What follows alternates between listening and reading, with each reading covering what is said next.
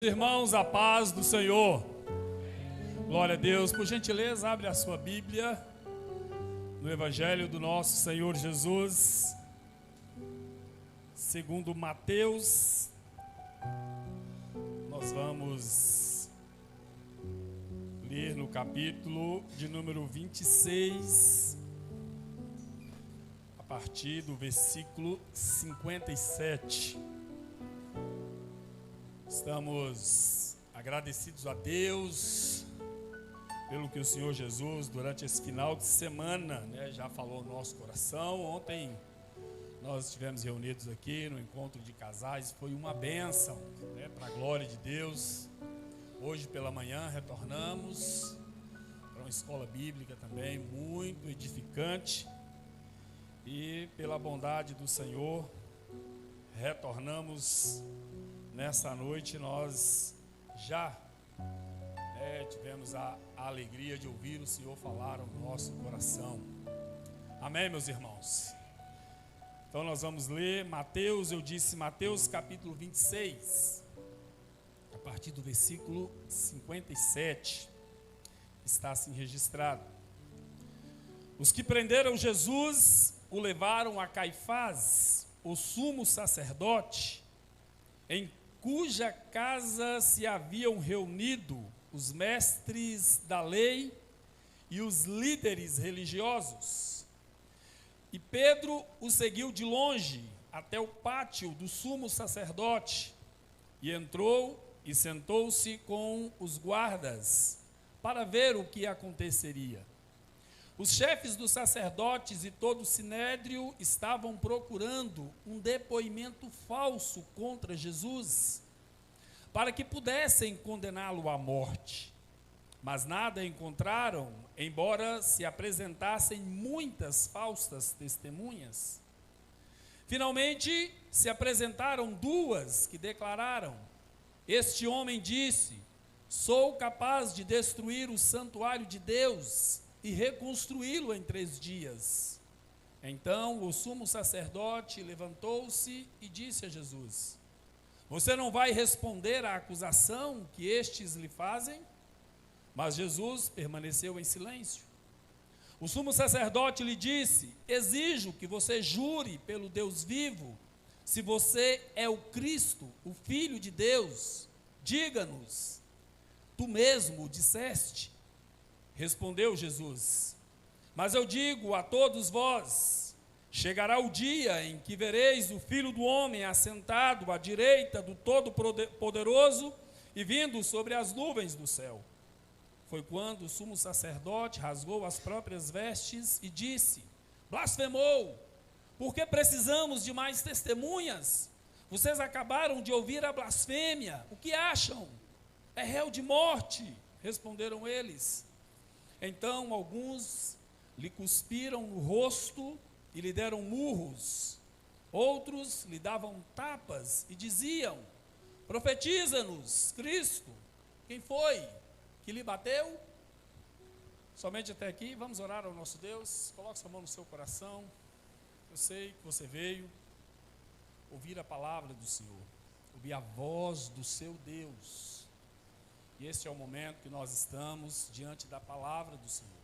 Gostaria de pedir, por gentileza, que você evitasse se movimentar, andar, conversar com quem está do seu lado, para que todos nós possamos ouvir o Senhor falar ao nosso coração. Amém, meus irmãos? Vamos orar. Pai, em nome do Teu Filho Jesus, estamos, Pai querido, diante da Tua palavra. Oh, grande Deus, eu tenho a responsabilidade, Senhor, de comunicar aos Teus filhos o que o Senhor, por meio da palavra, colocou no meu coração. E eu preciso, Pai, como sempre, da graça, da unção do Senhor. Oh, Pai querido, que Teu Espírito Santo me ajude a comunicar a palavra com clareza, Pai querido, aos corações dos Teus filhos. Que os Teus filhos, Pai, possam, Santo Deus, ter o auxílio do Teu Espírito Santo, a fim de discernir, compreender, Pai querido, o que o Senhor bondosamente, graciosamente, Pai querido, revelou nesse texto, por intermédio do Teu Espírito Santo. Nós oramos, Santo Deus, agradecidos pela graça e pela rica oportunidade que o Senhor nos concede nessa noite de estarmos diante da palavra, em nome do Senhor Jesus. Por favor, meu querido irmão, por gentileza, tome seu assento.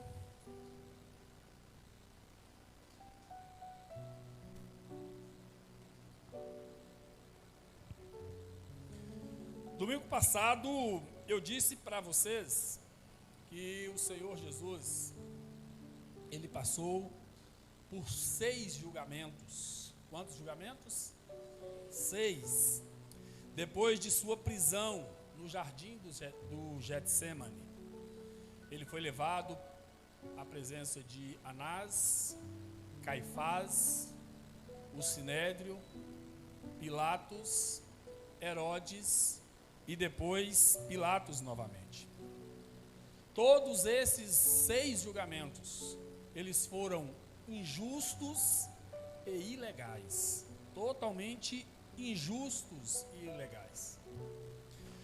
Os 3 primeiros julgamentos de Jesus perante Anás, Caifás e o Sinédrio foram de caráter religioso. E Jesus, ele foi acusado de blasfêmia. Mas, como eu disse no domingo, a blasfêmia não significava nada, absolutamente nada para os romanos. Até porque os romanos tinham vários deuses. E blasfêmia para eles não significava muita coisa. Nesse caso, as autoridades judaicas acusaram Jesus perante a corte romana de traição e motim, o que já demonstra um ato totalmente ilegal. Como é que ele é acusado perante as autoridades judaicas de blasfêmia, e agora, quando eles chegam perante a corte romana, perante Pilatos, o acusam de traição e motim. Veja o que Lucas registrou no capítulo 23, versículo 1 e 2. E levantando-se toda a multidão, conduziram Jesus a Pilatos e começaram a acusá-lo, dizendo: achamos este homem pervertendo a nossa nação, proibindo dar o tributo a César e dizendo ser ele mesmo o Cristo, o Rei. Vejam que eles estão distorcendo os fatos a fim de acusar Jesus.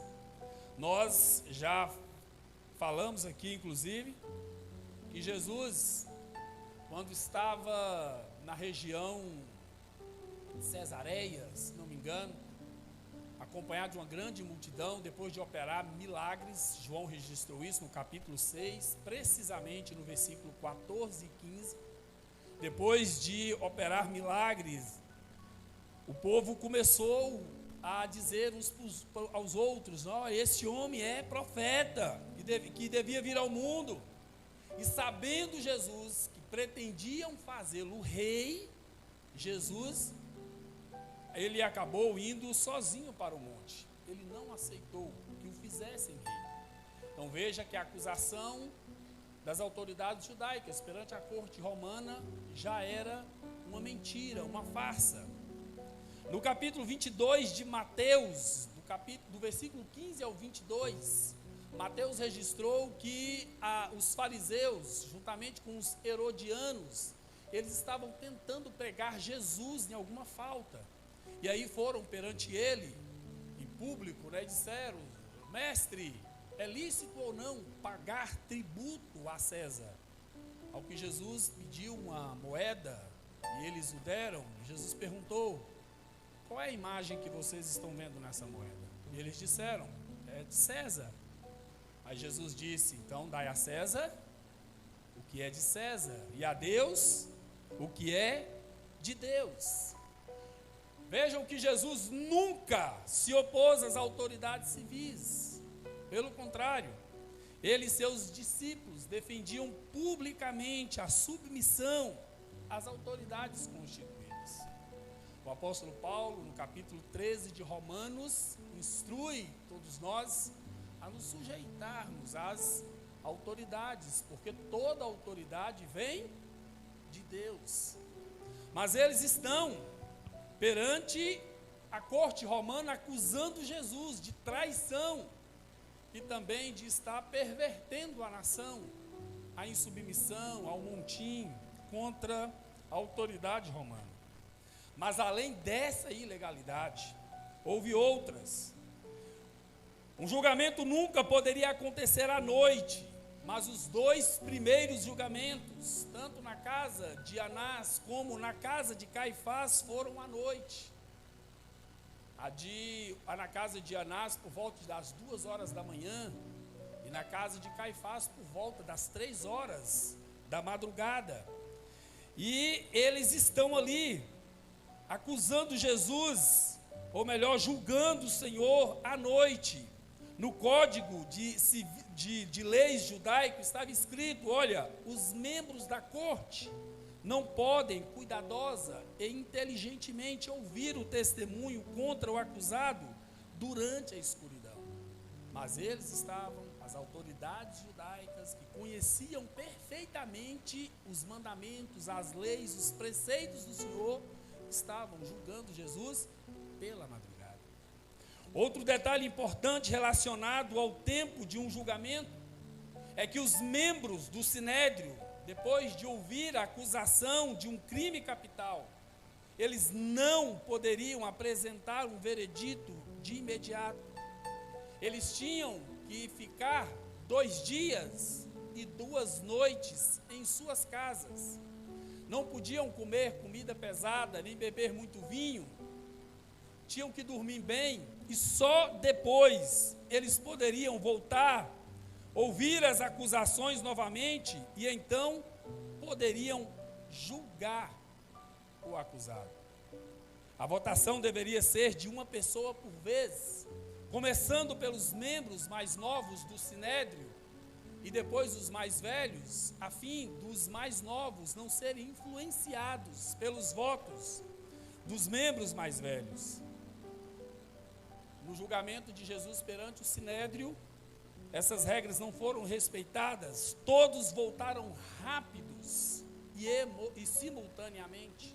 Veja o que Lucas disse no capítulo 22, do versículo 66 ao 71. Olha o registro que Lucas fez. Logo que amanheceu, reuniu-se a assembleia dos anciãos do povo, tanto os principais sacerdotes como os escribas, e o conduziam ao Sinédrio deles, onde lhe disseram: se tu és o Cristo, dize-no. Replicou-lhe ele: se eu vou-lo disser, não o crereis, e se eu vos interrogar, de modo algum me respondereis. Mas desde agora estará sentado o Filho do Homem, à mão direita do poder de Deus. Ao que perguntaram todos: logo, tu és o Filho de Deus? Respondeu-lhes: vós dizeis que eu sou. Então disseram: porque ainda temos necessidade de testemunho, pois nós mesmos o ouvimos da sua própria boca.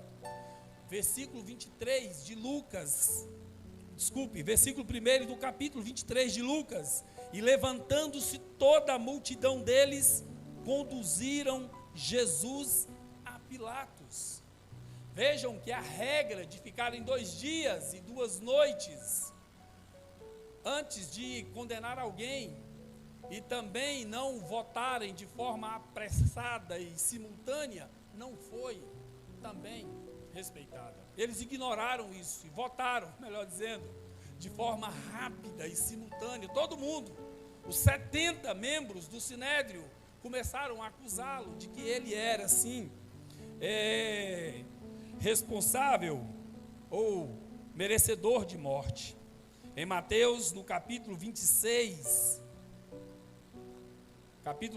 59 e 60, Mateus disse: olha, os chefes dos sacerdotes e todo o Sinédrio estavam procurando um depoimento falso contra Jesus, para que pudessem condená-lo à morte, mas não encontraram, embora se apresentassem muitas testemunhas. Vejam que depois de quebrar algumas regras importantes, eles estavam procurando testemunhas falsas contra o Senhor Jesus. E Mateus diz que finalmente se apresentaram duas testemunhas que declararam: este homem disse, sou capaz de destruir o santuário de Deus e reconstruí-lo em 3 dias. Está no texto que nós lemos. Também era falso esse testemunho. Jesus nunca disse que ele destruiria o templo, um crime capital no mundo antigo. Mas Jesus disse, João registrou no capítulo 2, versículo 19: destruam este templo e eu o levantarei em 3 dias. Ele se referiu ao seu próprio corpo e não ao templo de Jerusalém.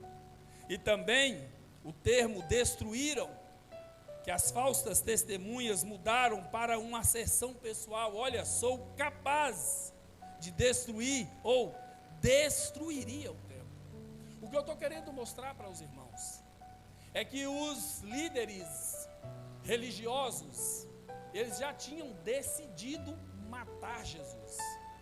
Eles só precisavam de uma narrativa para poder justificar o que eles queriam, que era a morte do Senhor Jesus, de desculpas para matá-lo. Eles não estavam interessados na verdade. Eles não queriam saber se Jesus era de fato quem ele dizia ser, o Cristo, o Messias, o enviado do Senhor. Eles queriam narrativas, histórias. E nós hoje sabemos perfeitamente o que isso significa. Nós estamos assistindo, hoje, ou melhor, já há meses, uma tentativa de condenar o Bolsonaro à prisão. E aí, o que nós estamos vendo? Narrativas. Eles não querem a verdade, eles querem incriminá-lo. E aí vem minuta do golpe, embaixada da Hungria, joias, cartão de vacina, importunação de baleia.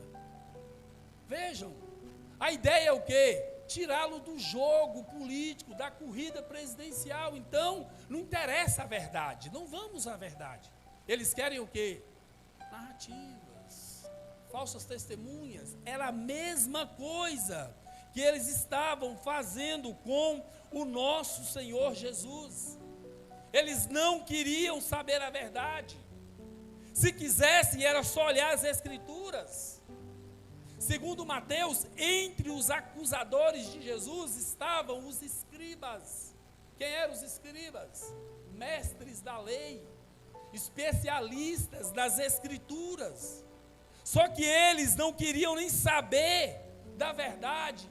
Eles não quis conferir se o que Jesus falava acerca de si mesmo correspondia com o que estava registrado nas Escrituras.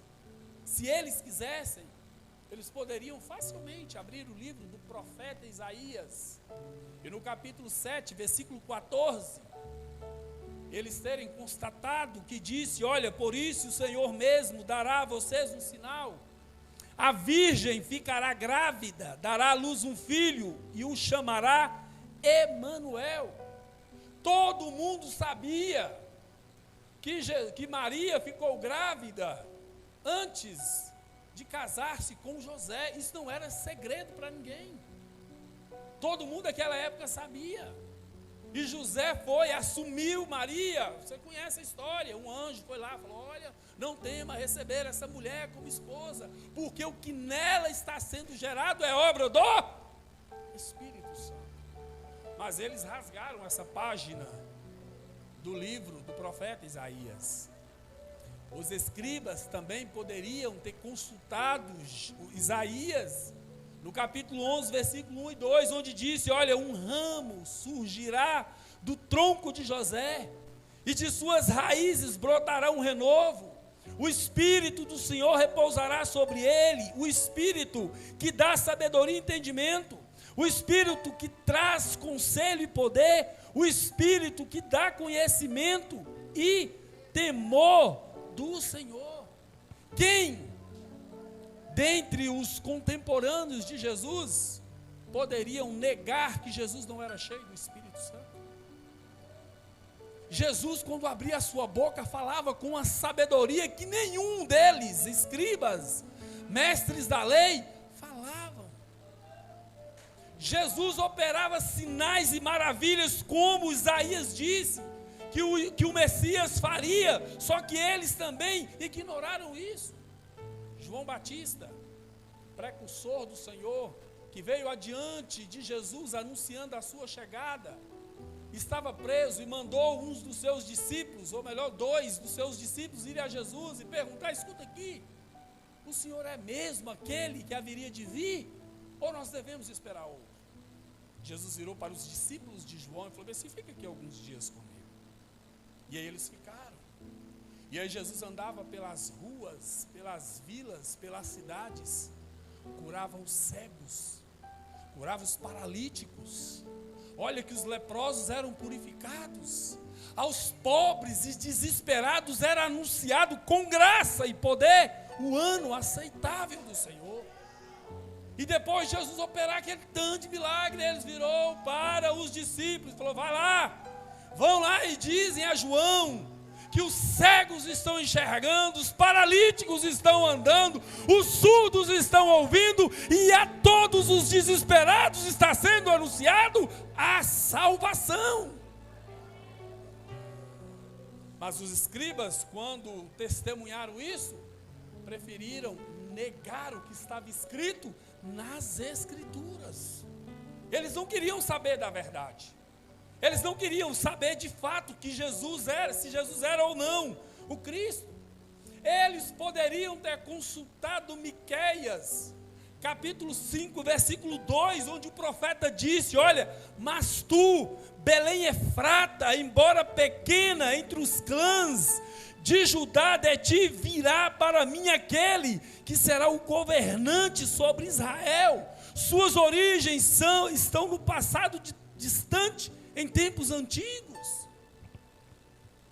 Eles poderiam, se quisesse mesmo, saber a verdade acerca de Jesus, ter pedido a eles os documentos: dá aí seus documentos, onde foi que você nasceu? Me dá a sua identidade aí. E lá estaria constatado que Jesus nasceu em Belém, exatamente no ano que César Augusto determinou que todos os cidadãos do Império Romano fossem para as suas cidades de origem e fazer os seus registros, corrigir os seus registros. Eles poderiam dizer: daí, você é o Filho de Deus mesmo? Você diz que é? Então lá em Miqueias capítulo 5, versículo 2, está escrito que o governante, o Messias que vocês disseram, nasce, me dá seus documentos. Jesus ia apresentar os documentos. Eles iam verificar que Jesus era filho de José, descendente de Davi. Mas eles não queriam saber das verdades. Eles queriam narrativas. Eles queriam falsas testemunhas, para fazer aquilo que já estava decidido no coração. Muito antes. Eles já decidiram: olha, nós temos que matar esse homem. Esse homem vai trazer problema para nós. As autoridades judaicas, os líderes religiosos. Nós precisamos matar esse homem.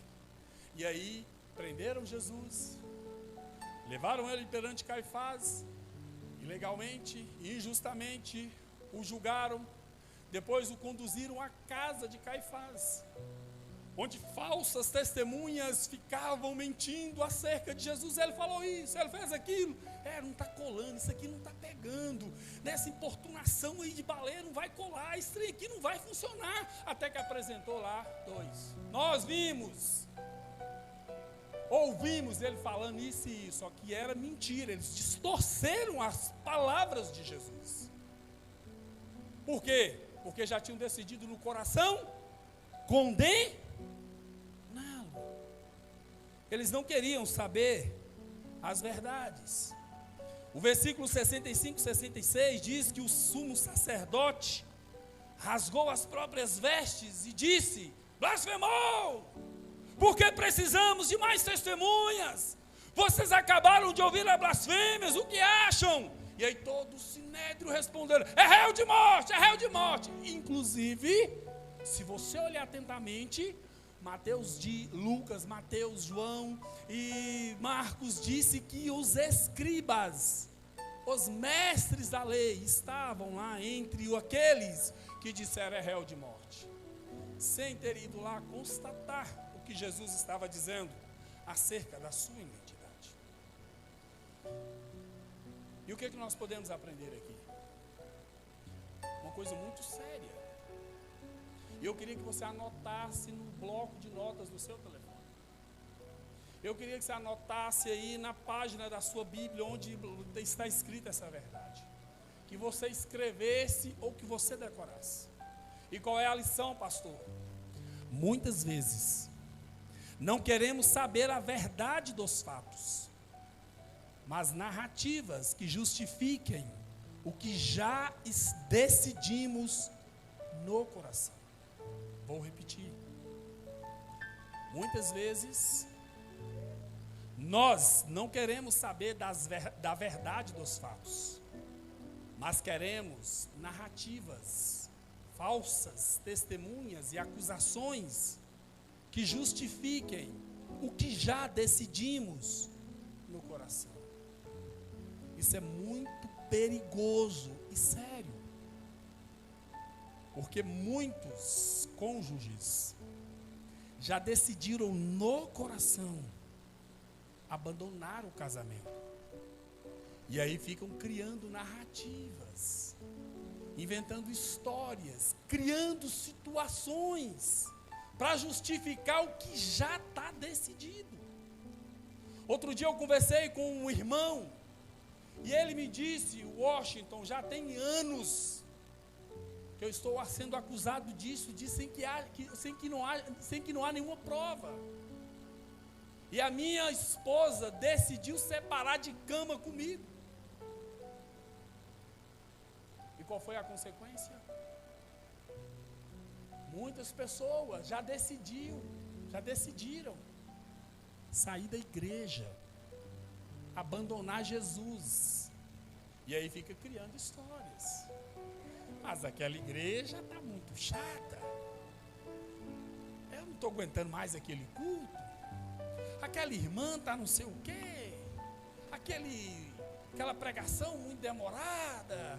E fica por um defeito aqui e acolá para justificar o que já está no coração. Já decidiu abandonar Jesus e fica caçando o quê? Narrativas. Fica criando o quê? Histórias. Era exatamente o que as autoridades judaicas estavam fazendo com Jesus.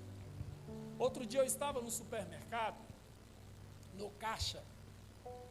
E aí, enquanto passava os produtos, fazendo o registro dos produtos que eu havia separado, quem estava embalando, estava conversando com a menina do caixa e mandando ver no supermercado.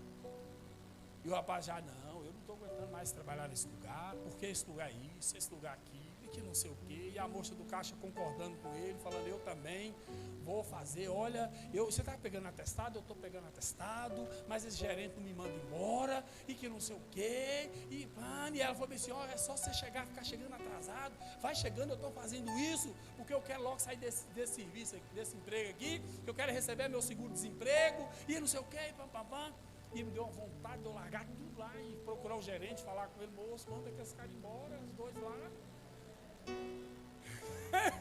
Já tinham o quê?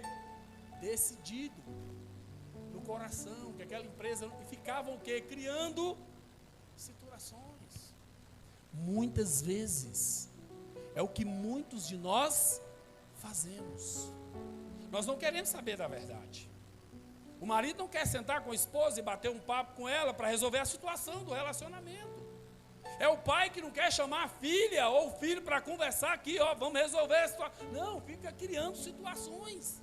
E fica aquele embaraço, e fica aquela questão perigosa. Criando o quê? Narrativas, inventando histórias que justificam o que já está no coração. Escriba, conhecedor das Escrituras, você e eu sabemos que os argumentos são falsos. E é importante você, mestre da lei, que conhece a palavra de Deus e a situação na qual você está inserido, que é necessário encarar os fatos. encarar as verdades de frente, ser honesto, encarar essa situação e conversar, colocar os pingos nos is, sem ficar criando histórias que justifiquem o que você já decidiu no coração.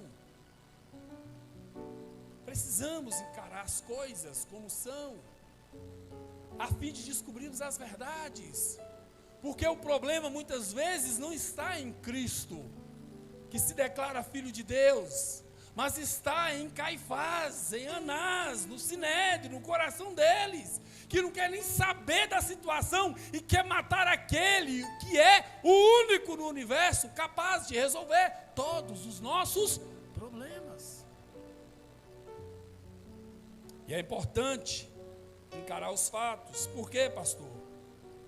Pois haverá um dia que o Senhor Jesus, o justo juiz, diga, Jesus, o justo juiz, se manifestará a fim de reparar todas as injustiças praticadas, jogará por terra todas as narrativas, tudo que está encoberto nos corações, nos nossos corações, todas as falsas testemunhas, todas as narrativas que nós criamos, inventamos, a fim de justificar o que já estava em nossos corações, vai trazer, vai colocar tudo às claras. Olha o que Mateus disse no versículo 62, 63 e 64. Então, o sumo sacerdote levantou-se e disse a Jesus: você não vai responder à acusação que estes fazem? Mas Jesus permaneceu em silêncio. O sumo sacerdote lhe disse: exijo que você jure pelo Deus vivo, se você é o Cristo, o Filho de Deus, diga-nos. Tu mesmo disseste. Respondeu Jesus: mas eu, agora Jesus fala, mas eu digo a todos vós. E ele está falando agora para o Sinédrio todo, para a audiência toda, a tudo quanto é escriba, fariseu, autoridade judaica que estava compondo aquele Sinédrio. Chegará o dia em que vereis o Filho do Homem assentado à direita do Todo-Poderoso e vindo sobre as nuvens dos céus. Em outras palavras, agora é com vocês. Façam comigo o que vocês já decidiram no coração. Invente todas as narrativas, crie todas essas falsas acusações, porque virá o dia que eu retornarei, assentado à direita do poder, do Todo-Poderoso, e vocês me verão vindo sobre as nuvens do céu. Eles não deram muita atenção naquela palavra. E a segunda lição que quero compartilhar com vocês nessa noite, muito importante, é que Jesus é o justo juiz, que um dia voltará para corrigir todas as injustiças praticadas no universo. Repita comigo: Jesus é o justo juiz, que um dia voltará para corrigir todas as injustiças praticadas no universo. Olha o que João registrou em Apocalipse, no capítulo 1, versículo 7. Eis que ele vem com as nuvens, e todo olho o verá, até mesmo aqueles que o transpassaram, e todos os povos da terra se lamentarão por causa dele. Assim será. Amém. Honestamente, eu não sei como você reage a essa profecia. Se com alegria ou se com temor e grande tremor. Alegria, porque os Caifás, os Anás, os Stalins, os Hitlers, os Xandões, todos terão que comparecer perante o Senhor.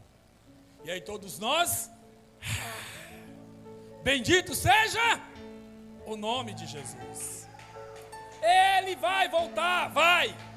Ele virá com poder e grande glória para julgar, para corrigir todas as injustiças praticadas no universo. Apocalipse capítulo 20, versículo 11, 12 e 13. Depois vi um grande trono branco e aquele que nele estava assentado. A terra e o céu fugiram da sua presença, e não se encontrou lugar para eles. Vi também os mortos, grandes e pequenos, em pé diante do trono, e livros foram abertos. Outro livro foi aberto, o livro da vida. Os mortos foram julgados de acordo com o que tinham feito, segundo o que estava registrado nos livros. O mal os entregou, que nele havia, e a morte, o Hades, entregaram os mortos, que neles havia, e a cada um foi julgado de acordo com o que tinham feito. João, discípulo de Jesus, disse claramente que grandes e pequenos comparecerão diante do Senhor Jesus, o justo juiz. Livros serão levados à sua presença, e todos serão julgados de acordo com o que tiver registrado nos livros. Eu não sei se isso te alegra, ou se isso te faz tremer em sua poltrona.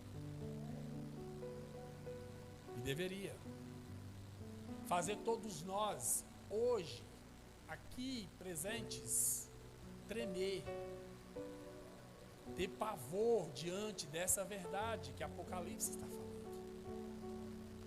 Porque todas as vezes que falamos do retorno de Jesus, todos nós nos alegramos, sim ou não? Devemos ou não nos alegrar com isso? Mas devemos igualmente tremer, temer o retorno desse justo juiz. Eu particularmente tenho um misto de alegria e de pavor. O que é isso, pastor? Verdade. Alegria porque eu sei que toda injustiça será nesse dia reparada. Mães que tiveram seus filhos arrancados, destruídos, sem que ninguém pudesse interceder por elas. Pessoas, os mais fracos, que foram pisoteados, humilhados pelos poderosos, pelos gigantes, pelos grandões. Pessoas que morreram em filas de hospitais à míngua, porque o dinheiro não chegou lá, porque alguém desviou pelo caminho. Vai ser tudo isso apresentado perante o Senhor naquele dia, e Ele há de julgar uma a uma situação. Narrativas que foram criadas por homens maus para abandonar as suas esposas com filhos pequenos, arrumar outra mulher e viver como se vai um dia estar perante o Senhor, vai ter que responder para Ele. Por que não cuidou dos meninos que Ele pôs no mundo e deles não? Vai ter que responder isso para o Senhor. Mães que botaram menino no mundo, entregaram para orfanato, para doação, para poder continuar vadiando por aí.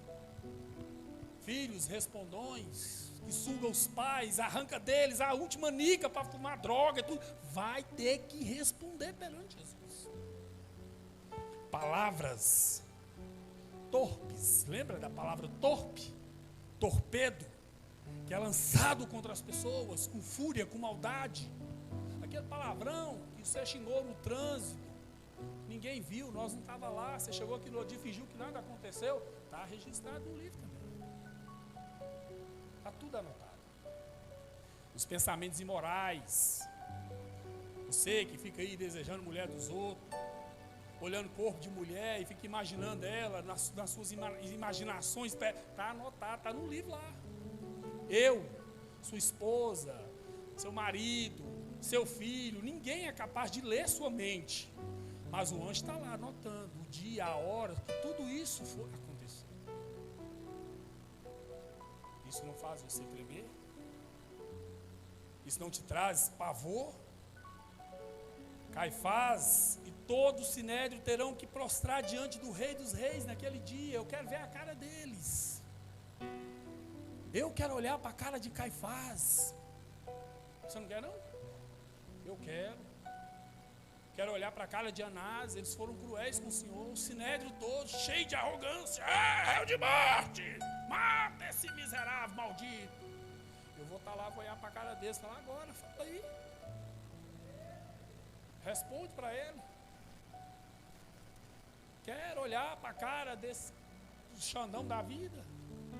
Vai lá, eu sei que fica querendo travar nós do Ituri, querendo, né, proibir a gente de comunicar, de falar. Não pode nem falar mais de pecado na igreja. Você não pode falar que homossexualidade é pecado, porque a Bíblia diz que é. E vocês ficam proibindo aí, multando crente, fechando igreja. Eu quero ver a cara deles lá naquele dia. Hitler. Vai lá, Hitler. Maldoso, responsável pela morte de 6 milhões de judeus, povo de Deus, cruelmente assassinado. Pois é, Judas, o seu julgamento deve ser Hitler, né? Deve ser o mais demorado. Eu quero estar lá. Agora está lá, odiando Israel, o Irã está atacando o povo de Deus, está se levantando contra Deus. Eu vou estar lá, eu quero ver a cara daquele lá e tô lá, maldito. Vai, faz ela agora, está perante o juiz aí.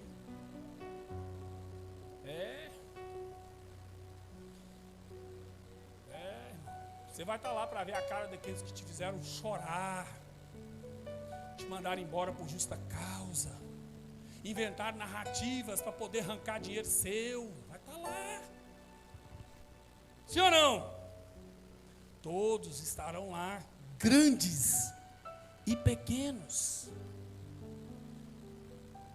E isso me alegra. Isso te alegra? Sim ou não? Pois é. Mas deve trazer muito pavor também a todos nós.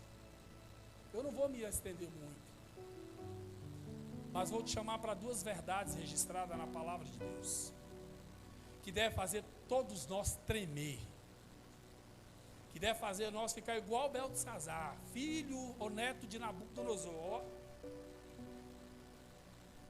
Quando a escritura estava sendo registrada na parede: pesado foste da balança, achado foste em falta. E qual é, pastor? Romanos capítulo 14, versículo 9, 11, versículo 9, 10, 11, 12, 13. Olha o que Paulo falou.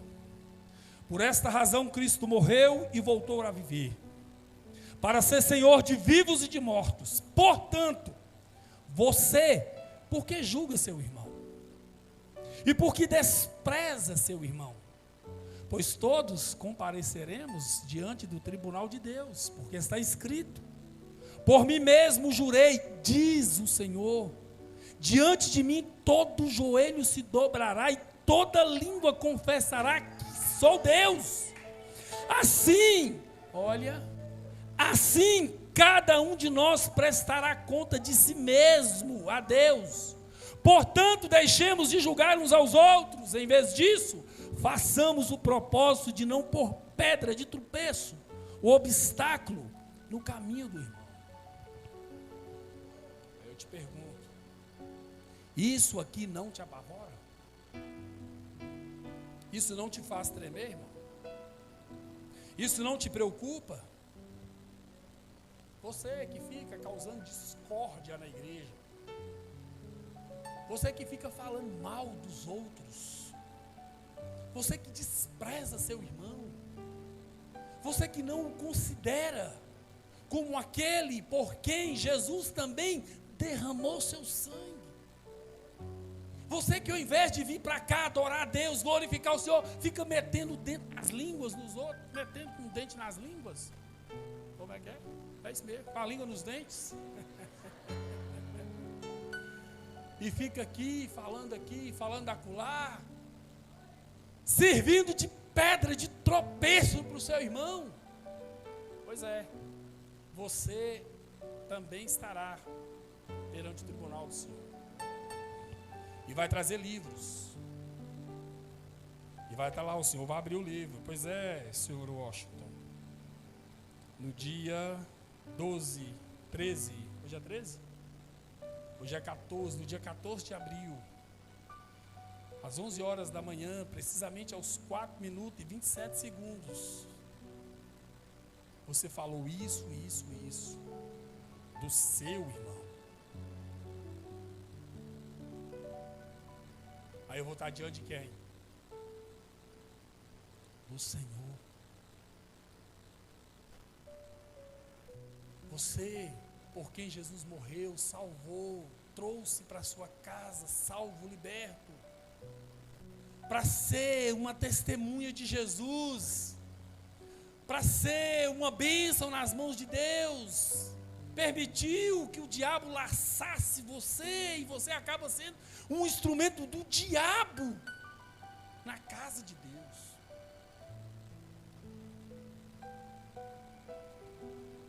Sei que em razão da sua vaidade, do seu ego, fica aí de mal, de Belém, nunca mais falar com ninguém. Está aqui, ó. Vai comparecer perante o Senhor. Mateus capítulo 24, versículo 41 ao 51. Olha o que Jesus disse. Olha, quem é, pois, o servo fiel e sensato, a quem o Senhor encarrega dos demais servos de sua casa para lhes dar alimento no devido tempo? Feliz o servo que seu Senhor encontrar fazendo assim quando voltar. Garanto que ele o encarregará de todos os seus bens, mas suponham que esse servo seja mau e diga a si mesmo: meu senhor está demorando, e então comece a bater em seus conservos, e a comer e a beber com os beberrões. O senhor daquele servo virá num dia em que ele não espera, e numa hora que não sabe, ele o punirá severamente, e lhe dará lugar com os hipócritas, onde haverá choro e ranger de dentes. Jesus está contando essa parábola, e ele é o Senhor que foi para uma terra distante e nos encarregou, nós todos, da sua obra, para que nós cuidássemos dos outros.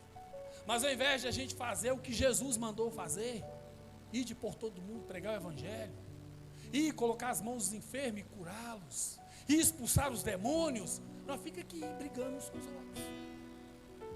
E aí xinga o irmão, diz, fala que o irmão está daquele jeito, que a roupa do irmão não sei o quê, e fica se vindo de pé, e fica aquela confusão na igreja. E o anjo está lá, ó. Na verdade, ele está usando tudo sendo registrado, tudo. E o Senhor vai voltar. E vai requerer o quê? Respostas. Vai ter que responder um a um. É sério, meu. É mais sério do que você pode imaginar. Esse dia vai chegar como chegou o dia 14 de abril, 20 para as 9. Chegou hoje aqui para nós. Como vocês estão me vendo aqui, como você está vendo seu irmão aí do seu lado, vai ser real aquele dia, nós estaremos perante o Senhor, o justo juiz, responsabilizando cada um pelos seus atos. Isso não te apavora? Isso não te preocupa? Façamos da casa de Deus um local de adoração ao seu grande nome. Façamos um dos outros irmão, por quem Cristo morreu, e vivamos em perfeita harmonia e comunhão até o dia que Ele se manifestar. Vamos trabalhar, meu irmão, vamos pregar o Evangelho, vamos anunciar Jesus, vamos visitar doentes, vamos fazer a obra, porque o dia virá, não tardará. Parar de contenda, parar de pirraça, e vamos fazer a obra para o nosso mestre, porque Ele está voltando. Eu vou dizer uma última coisa, tenho muitas para dizer nesse sentido, mas vou dizer uma última coisa, relacionado à nossa presença perante o Senhor Jesus, o justo juiz. Lucas capítulo 16, do versículo 19 em diante. Essa parábola é muito conhecida. Olha o que diz: havia um homem rico que se vestia de púrpura e de linho fino e vivia no luxo todos. Diante do seu portão fora deixado um mendigo chamado Lázaro, coberto de chagas. Este ansiava comer o que caía da mesa do rico. Até os cães vinham lamber suas feridas. Chegou o dia em que o mendigo morreu e os anjos o levaram para junto de Abraão. O rico também morreu e foi sepultado no Hades, ou lá no inferno, onde estava sendo atormentado. Ele olhou para cima, viu Abraão de longe e disse, lá com Lázaro ao seu lado, disse: pai Abraão, etc. e tal. Pergunto para os irmãos: qual foi o pecado desse rico? Ser rico? Não. Claro que não. Ser adúltero? Ladrão? Assassino? Pedófilo? Homossexual? Mentiroso? Não. Qual era o pecado dele então? Qual? Avareza. Qual o pecado dele? Avareza. Lázaro era colocado à sua porta e ansiava comer as migalhas que caíam de sua mesa. Sabe o que significa ansiar? Sabe? Querer algo com força, desejar insistentemente. O rico sabia disso, mas ele preferiu viver no luxo, enquanto Lázaro, na porta de sua casa, desejava comer as migalhas que caíam de sua mesa. Qual era o pecado dele? Qual? Pois é. A Bíblia diz que todos nós somos mordomos de tudo que pertence a Deus. Tudo. Mas o que muitos de nós fazemos? Ou o que muitos de nós queremos? Juntar o tesouro. Ter uma conta gorda no banco. Ter um carro do ano. Viajar para a praia. Comer churrasco, pelo menos 3, 4 vezes no mês. Frango assado. Mas eu pergunto: quantos de nós estamos realmente preocupados com os Lázaros que são colocados às nossas portas todos os dias e que desejam comer uma fatia de pizza, ou melhor, aquela borda da pizza que você deixa lá que você não quer comer porque você está empanzinado de tanto comer pizza? Quantos Lázaros desejam tomar um gole de Coca-Cola que você deixou esquentar lá porque você estava sobejando?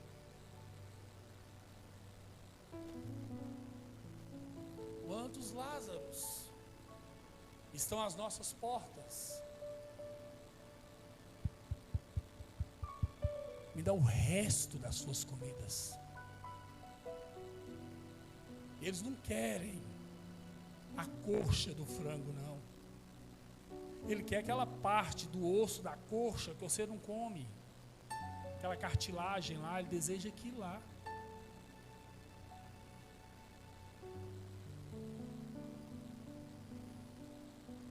Como é que você quer comparecer perante o juiz do Senhor, o justo juiz? Quando crianças estão morrendo de fome, Lázaros e Lázaros e Lázaros, e nós estamos jogando comida fora todos os dias. Você deixa perder a cenoura, a maçã.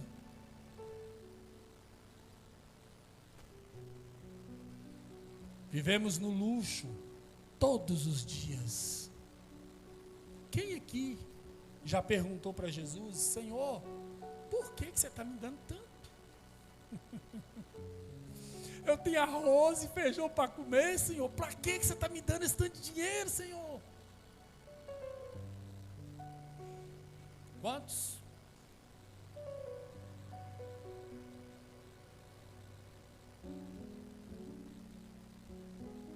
E aí, meu irmão, como é que a gente encara essa verdade?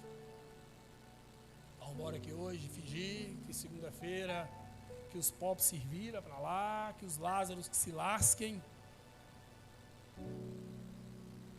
O rico está no inferno, aguardando o dia do juiz do grande trono branco para ser condenado pelos séculos dos séculos, separado de Deus. Qual foi o pecado dele? Avareza. Ele era avarento.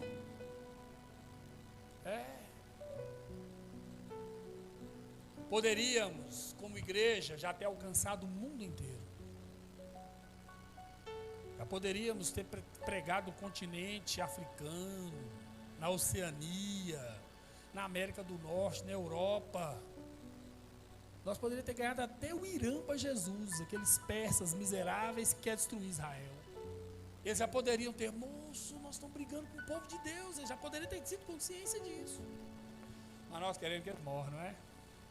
O Aitolá maldito, você lembra que eu falei que ele tinha que ir para o quinto dos infernos? Mas nós fomos lá pregar para ele. Nós enviamos. E por que não enviamos? Olha para essa casa. Olha para esse templo. Olha para você do seu lado. Veja se você já foi nos últimos... Eu não tive coragem de permanecer hoje no velório de um primo que faleceu ontem, porque eu não suportei ficar ouvindo. Qual foi o último dia que você foi lá visitá-lo? Quanto foi que você esteve lá na casa de Lázaro, seu primo?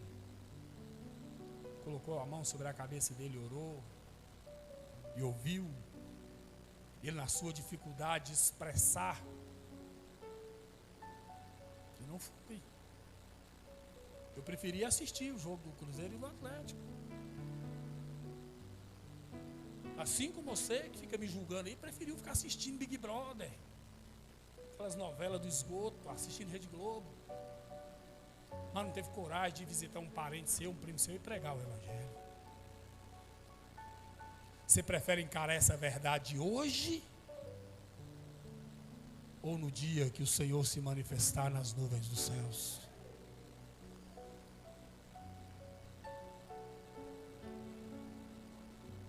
Quem você acha mesmo que Jesus vai vir buscar para morar eternamente com ele? Crente que fica brigando na igreja, ao invés de estar pregando o Evangelho, fica fuxicando o nome dos outros?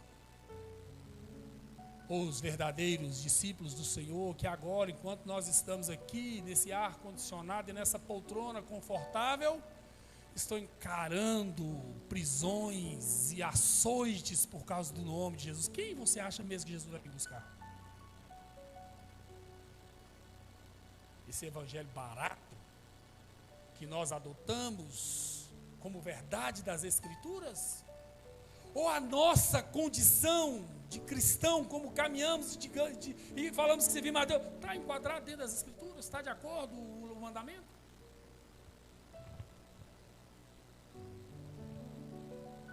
Que o Senhor Jesus tenha misericórdia de nós. Que possamos colocar-nos diante de Deus e falar: Senhor, tem misericórdia, muda esse coração meu, pirracento, Senhor. Eu quero amar meu irmão. Eu quero, Senhor Jesus, fazer Tua obra em parceria com Ele. Eu quero viver para a Tua glória. Oh, Senhor, me ajude a ter misericórdia dos Lázaros que são todos os dias colocados à minha porta, Senhor, para que eu divida com ele o meu pão, Senhor. Todos nós sabemos, irmãos, que tudo que nós nos agarramos com força, com unhas e com dentes, estão reservados para o fogo da destruição. A única coisa que vai escapar é uma alma pura, lavada pelo precioso sangue do Senhor Jesus.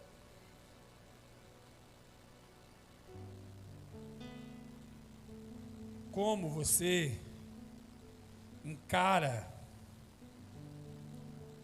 ou como você reage a tudo isso que está por vir? Anás, Caifás, Sinédrio, Pilatos, Herodes e Pilatos de novo, soldados romanos, aqueles que zombaram de Jesus, já estão aguardando esse juízo. Mas nós temos hoje a graça, a bondade, a manifestação da graça de Deus sendo manifestada a todos nós. Possamos nos curvar diante da sua misericórdia e graça, falar: Senhor, tenha misericórdia da minha alma. Jesus, o justo juiz, virá para reparar todas as injustiças praticadas no